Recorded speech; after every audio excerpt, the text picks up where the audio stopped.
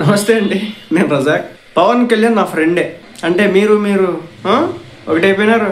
కోమటిరెడ్డి వెంకటరెడ్డి గారు ఈ మాట అంది, పవన్ కళ్యాణ్ నా ఫ్రెండే. నిన్న మొన్న తిట్టినారు, ఇష్టం వచ్చినట్టు తిట్టినారుగా. నోటికి ఎంత వస్తే అంత మాట్లాడేసినారు కదా ఈ కాంగ్రెస్ నాయకులు. సడన్ గా చూస్తే పవన్ కళ్యాణ్ నా ఫ్రెండే అంటున్నారు. అసలు ఏమైంది? పవన్ కళ్యాణ్ మా ఫ్రెండే అని తెలంగాణ సినిమాటోగ్రఫీ శాఖ మంత్రి కోమటిరెడ్డి వెంకటరెడ్డి అన్నారు. 3 రోజుల క్రితం పవన్ కళ్యాణ్ సినిమాలు నైజాంలో అడ్డుకుంటామని సీరియస్ వార్నింగ్ ఇచ్చినటువంటి కోమటిరెడ్డి వెంకటరెడ్డి తాజాగా ఈ వ్యాఖ్యలపై వివరణ ఇచ్చారు. అన్నారు, పవన్ కళ్యాణ్ గారి నెక్స్ట్ సినిమాలు మా తెలంగాణలో ఆడవు అని చెప్పినారు కోమటిరెడ్డి గారు. కట్ చేస్తే నేను ఆంధ్ర వచ్చినారు, పవన్ కళ్యాణ్ నా ఫ్రెండే అంటున్నారు. ఏందో ఈ రాజకీయ నాయకులు మాటలకి అర్థాలకి అసలు ఏమో సాపత్యం ఉండదు, అంటే పొంతన ఉండదని అర్థం. అమరావతిలో సీఎం చంద్రబాబు నాయుడు గారితో కోమటిరెడ్డి వెంకటరెడ్డి గారు భేటీ అయ్యారు. హైదరాబాద్లో డిసెంబర్ 8-9 తేదీల్లో గ్లోబల్ సమ్మిట్ నిర్వహిస్తున్నారు. ఈ సమ్మిట్ కు చంద్రబాబును ఆహ్వానించేందుకు ఆయన అమరావతి వెళ్లారు. అదేంటి, పక్క రాష్ట్రంలో ఆల్రెడీ అక్కడ ఒక ముఖ్యమంత్రి ఉన్నారు కదా, మన రేవంత్ రెడ్డి గారు ఉన్నారు కదా. మరి ఆయన ఉండగా చంద్రబాబు నాయుడు గారిని ఎందుకు పిలుస్తున్నారు? ఆయన తెలంగాణకు ముఖ్యమంత్రి కాదు కదా. ఏమో ఎందుకు పిలుస్తున్నారు. మరి మన దగ్గర సమ్మిట్ జరిగితే మరి రేవంత్ రెడ్డి గారిని పిలవలేదే? పిలిచి ఉండాల్సింది. రేవంత్ రెడ్డి గారు మన ఆంధ్రాకి వచ్చి ఉంటే బాగుంటుంది. మన ఆంధ్రాకి రేవంత్ రెడ్డి గారికి మన ఆంధ్ర ప్రజలకి అవినాభావ సంబంధాలు అయితే ఉన్నాయన్నమాట. ఆయన అంటే ఆంధ్రాలో ఉన్నటువంటి చాలా మంది కూడా గౌరవం ఉంటుంది, ఇష్టం కూడా ఉంటుంది. ఈ కేసీఆర్, కేటీఆర్, హరీష్ రావు గారు, సో వీళ్ళని పెద్ద పట్టించుకోరు కానీ బట్ రేవంత్ రెడ్డి గారు అంటే ఒక హ్యూజ్ రెస్పెక్ట్ కూడా ఉంటుంది అన్నమాట. హైదరాబాద్లో డిసెంబర్ 8-9 తేదీలో గ్లోబల్ సమ్మిట్ నిర్వహిస్తున్నారు.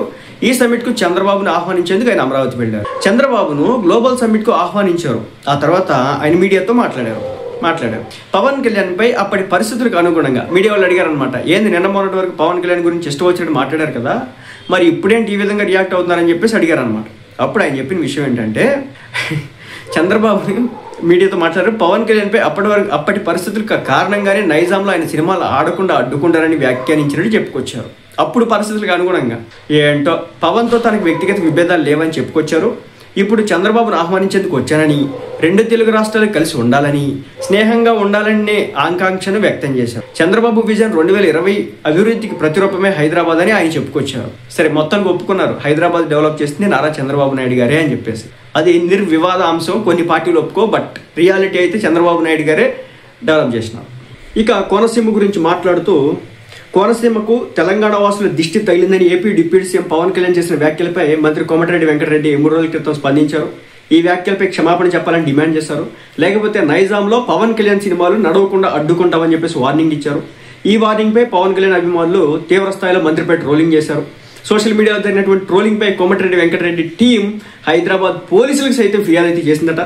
మరోవైపు కోనసీమ జిల్లాలో జరిగినటువంటి పర్యటనలో పవన్ కళ్యాణ్ వ్యాఖ్యలను వక్రీకరించారని జనసేన 3 రోజుల క్రితం మీడియాకు ప్రకటన విడుదల చేసిన విషయం తెలుస్తుంది. సో ఇదన్నమాట మొత్తానికి అయితే జరిగినటువంటి తంతు.